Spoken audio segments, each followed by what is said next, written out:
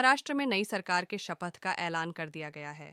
5 दिसंबर को नए मुख्यमंत्री अपने मंत्रिपरिषद के साथ पद एवं गोपनीयता की शपथ लेंगे। हालांकि अभी भी नए मुख्यमंत्री को लेकर आधिकारिक घोषणा नहीं की गई है। उधर पूर्व डिप्टी सीएम और एनसीपी लीडर अजीत पवार ने दावा किया है कि महाराष्ट्र में नया सीएम बीजेपी का होगा। पवार का यह दावा शिवसेना नेता व कार्यवाहक मुख्यमंत्री एकनाथ शिंदे के सारे दावों पर विराम लगा रहा। क्या है अजीत पवार का दावा?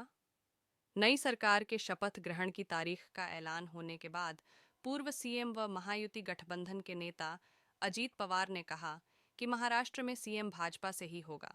उन्होंने दावा किया कि यह फैसला दिल्ली में महायुति की मीटिंग में लिया गया।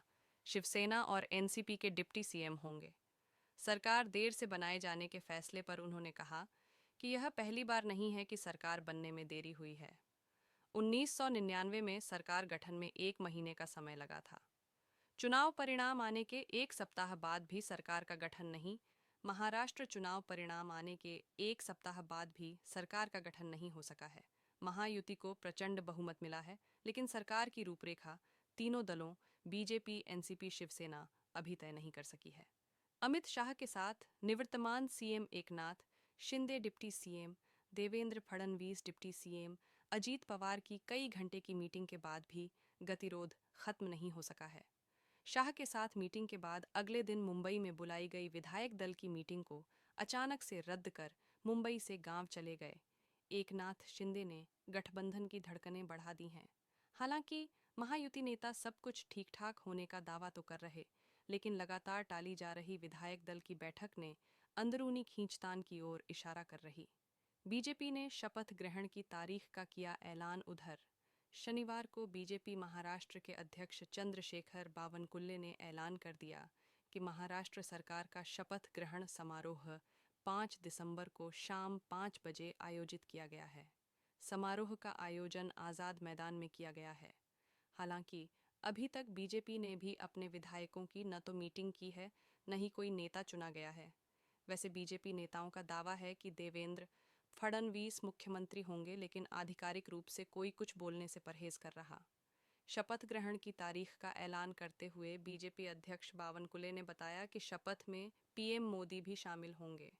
महाराष्ट्र में मुख्यमंत्री पद को लेकर महायुति गठबंधन में रार जारी है। अभी भी सीएम पद पर चेहरा कौन होगा, यह तय नहीं हो पाया है। सूत्रों की माने तो शिंदे गुट मुख्यमंत्री पद न मिलने से नाराज हो गया है। साथ ही कहा जा रहा है कि एकनाथ शिंदे इसीलिए गांव गए हैं क्योंकि वह कुछ बड़ा फैसला लेने वाले हैं। उनकी पार्टी के एक नेता ने दावा किया है कि शिंदे खेमा महायुति गठबंधन में नाराज हो गया है। अब सवाल है कि जब शिंदे गुट नाराज है तो एकनाथ शिंदे का अगला कदम क्यों होगा?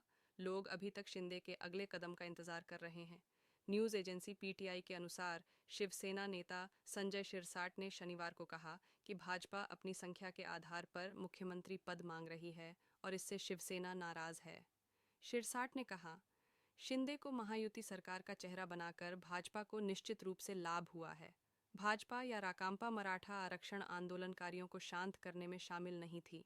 शिंदे ने ही इसे अपने ऊपर लिया। उन्होंने मराठा आरक्षण भी दिया, इसलिए उनके लिए समर्थन कई गुना बढ़ गया।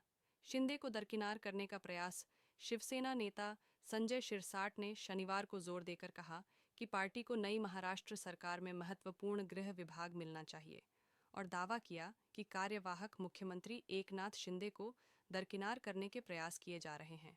शिरसाट ने कहा कि शिंदे की सकारात्मक छवि और उनके द्वारा शुरू की गई योजनाओं को देखते हुए यदि उन्हें मुख्यमंत्री के रूप में 2.5 साल और मिलते तो वे और अधिक योगदान देते। शिरसाट ने शिंदे की सकारात्मक छवि और उनके द्वारा लागू की गई योजनाओं पर प्रकाश डाला और कहा कि निवर्तमान सीएम को अगर 2.5 साल का अतिरिक्त कार्यकाल दिया जाता तो वे और अधिक हासिल कर सकते थे। औरंगाबाद से विधायक शिरसाट ने कहा, गृह विभाग शिवसेना के पास ही रहना चाहिए। परंपरागत रूप से उप मुख्यमंत्री इसका प्रबंधन करते हैं, लेकिन मुख्यमंत्री के लिए इस विभाग का भी नेतृत्व करना उचित नहीं होगा।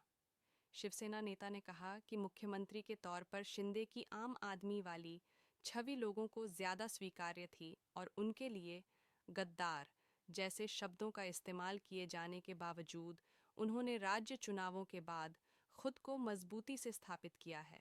उन्होंने आरोप लगाया कि एनसीपी प्रमुख अजित पवार ने महिलाओं के लिए मुख्यमंत्री मांझी लड़की बहन योजना का विरोध किया था, लेकिन सरकार ने इस योजना को आगे बढ़ाया और इसका असर चुनावों में देखने को मिला। क्यों हो रही है देरी? हिंदू की रिपोर्ट के अनुसार शिवसेना और भाजपा दोनों ने सरकार गठन में देरी के लिए अलग अलग कारण बताए।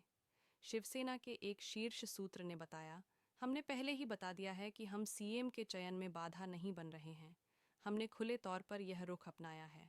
हमने भाजपा के शीर्ष नेतृत्व के फैसले को अपना समर्थन घोषित किया है, इसीलिए अब गेंद भाजपा के पाले में है।